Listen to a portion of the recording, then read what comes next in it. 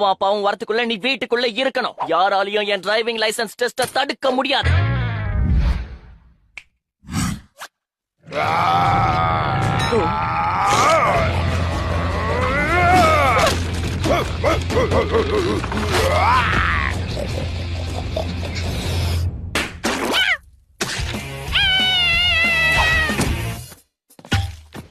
அது